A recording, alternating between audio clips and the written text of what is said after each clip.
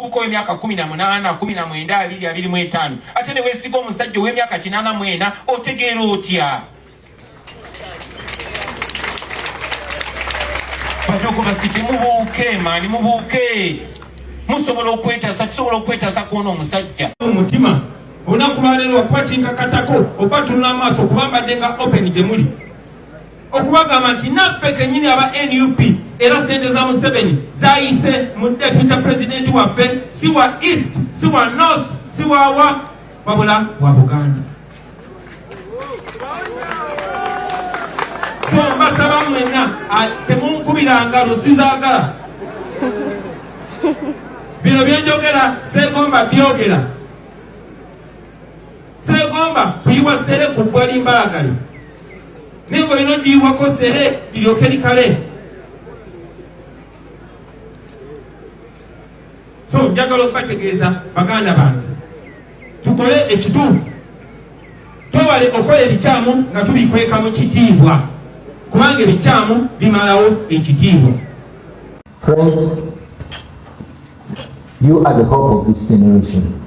You are the lawyers of this generation. When history is being written, your name will be among the lawyers that were present in 2025 when everything is going south. So we are already having the responsibility and the burden on our shoulders. I want to tell you, friends, that it is not enough for you lawyers to protect your contracts. It is not enough for you to represent banks and big businesses while you're ignoring the political prisoners. Some lawyers say they are neutral, they say the law is not political, but the law has always been political.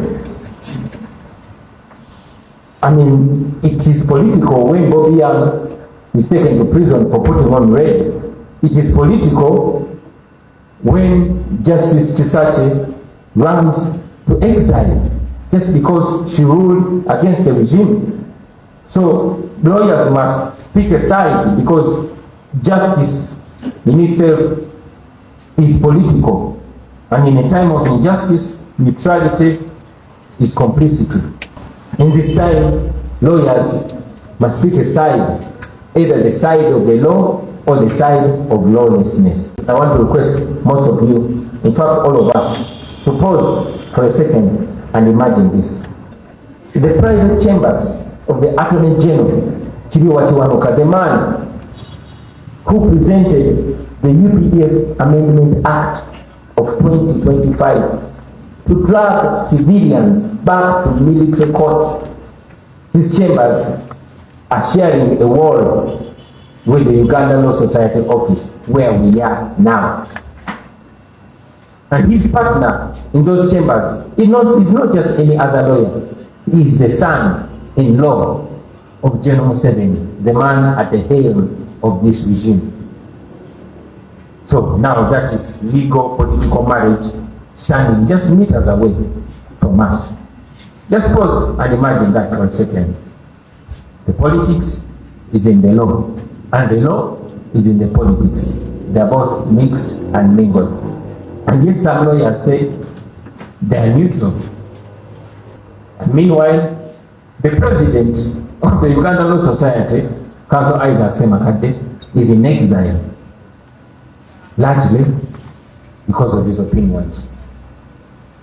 Now that is supposed to tell you everything that you need to know about the system.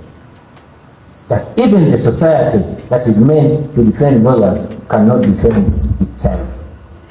And by the way, friends, don't get me wrong. I don't want to come off as if I'm pretending not to understand where we are. I know we're not living in France. I know we're living in Uganda under General Museveni. So, I understand. Don't get me wrong. I understand the complexities of legal practice under dictatorship. I know that every lawyer here knows about the fate of the former Chief Justice of Uganda, Ben Chiwanuka.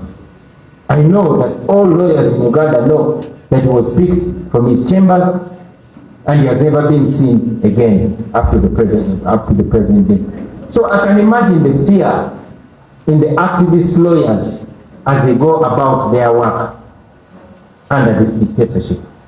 But again, friends, we must face it, because we cannot just resign to fate as if there's nothing that we can do about it. There's definitely something that we can do about it. If anything, it calls for us to be even more bold and more determined and face it with even more courage. Because if lawyers don't speak up, then who will speak up against lawlessness? Life is a long journey. Life is a test. Life is a promise. Life is a plan. Wisdom and knowledge is needed to maintain all those. I don't know my way towards, because I have never knew that before. I was given a golden chance. I prayed with it.